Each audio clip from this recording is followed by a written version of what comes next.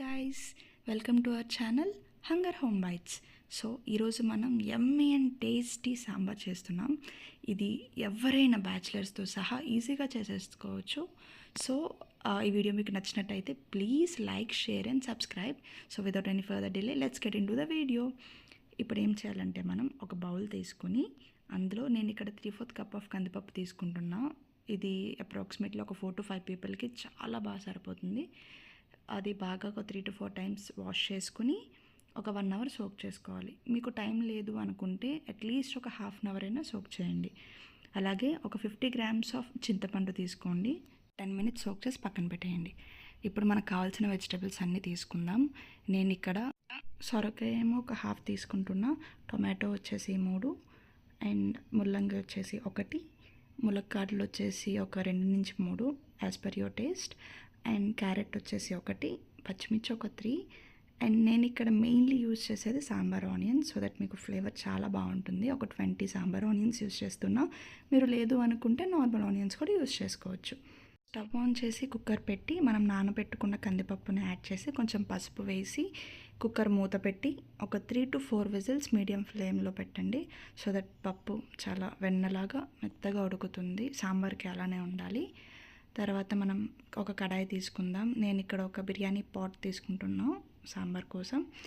ఒక half cup of oil వేయండి. అందులో ఒక 1 teaspoon ఆఫ్ ఆవాలు, 1 teaspoon ఆఫ్ శనగపప్పు, 1 teaspoon ఆఫ్ మినప్పప్పు, 1 teaspoon జీరా, ఒక 2 నుంచి 3 ఎండుమిర్చి, అలానే కొంచెం చిటికెడు ఇంగువ వేసి బాగా ఫ్రై చేయండి. అందులో 2 రెబ్బల కరివేపాకు, అలానే మనం ఇందాక కట్ చేసి పెట్టుకున్న ఒక 3 పచ్చిమిర్చి వేసి ఇందాక పక్కన పెట్టుకున్న సాంబార్ ఆనియన్స్ ఉన్నాయి కదా, అవి కూడా వేద్దాం. అవి కూడా వేసి బాగా ఫ్రై చేయండి. ఆనియన్స్ వేయడం వల్ల ఏంటంటే సాంబార్ ఆనియన్స్ చాలా బాగుంటుంది టేస్ట్కి. సో ఇప్పుడు అందులో మనం ములక్కాడలు వేసుకుందాం. వేసుకున్న తర్వాత బాగా కలిపి ఒక హాఫ్ స్పూన్ ఆఫ్ పసుపు, ఒక హాఫ్ teaspoon ఉప్పు వేసుకొని మళ్ళీ ఒకసారి బాగా మిక్స్ చేసుకుందాం. ఉప్పు వేయడం వల్ల ఏమవుతుందంటే ములక్కాడలు కొంచెం త్వరగా ఉడుకుతాయి. బాగా మిక్స్ చేసుకున్న తర్వాత మూత పెట్టి ఒక 5 minutes మీడియం ఫ్లేమ్ మీద మగ్గనిద్దాం. ఈలోపు మనం నానబెట్టుకున్న చింతపండులో నుంచి గుజ్జు పక్కన పెట్టేసుకొని ఆ మిగిలిన రసాన్ని తీసి పక్కన పెడతాం. ఇప్పుడు మూత ఓపెన్ చేసి అందులో క్యారెట్, అలానే ముల్లంగి, సొరకాయ ముక్కలు వేసి ఒకసారి బాగా గరిటెతో తిప్పి 5 minutes మూత పెట్టి మళ్ళీ ఉడికిద్దాం. అన్నీ కలిపి వేయడం వల్ల ఏంటంటే ఫ్లేవర్ కూడా దిగుతుంది. బాగా మగ్గిన తర్వాత అందులో కట్ చేసుకున్న టొమాటోస్ వేసి ఒకసారి బాగా కలిపి మూత పెట్టి ఒక 5 minutes మగ్గనిద్దాం.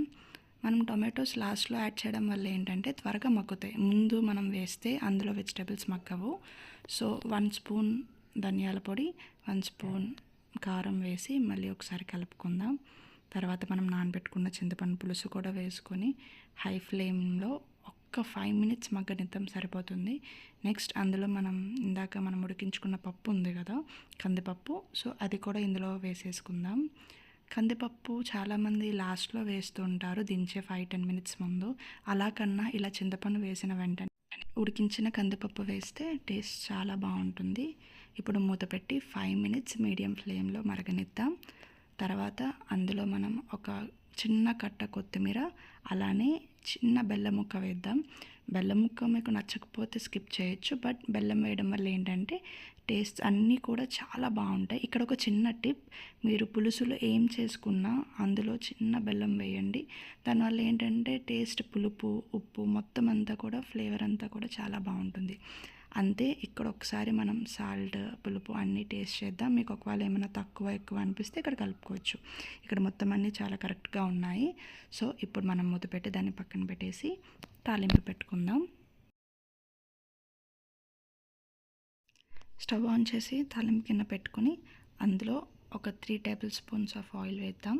వేడెక్కాక 1 teaspoon ఆవాలు, 1 teaspoon మినప్పప్పు, 1 teaspoon శనగపప్పు, అలానే 1 teaspoon జీలకర్ర, 5 దంచిన వెల్లుల్లి వేసి ఒకసారి మిక్స్ చేసుకుందాం. అందులోనే ఒక ఎండుమిర్చి, అలానే ఇక్కడ నేను ఉప్పుడు మిరపకాయలు వేస్తాను పప్పులో కానీ సాంబార్లో కానీ. ఇది వేయడం వల్ల చాలా బాగుంటుంది. నా దగ్గర ఎక్కువ లేవు కాబట్టి ఒకటే వేసాను. ఒకవేళ మీ దగ్గర ఉంటే ఒక 3 to 4 వేసుకోండి, బాగుంటాయి. నెక్స్ట్ అందులో మనం ఒక 2 రెబ్బల కరివేపాకు కూడా వేద్దాం.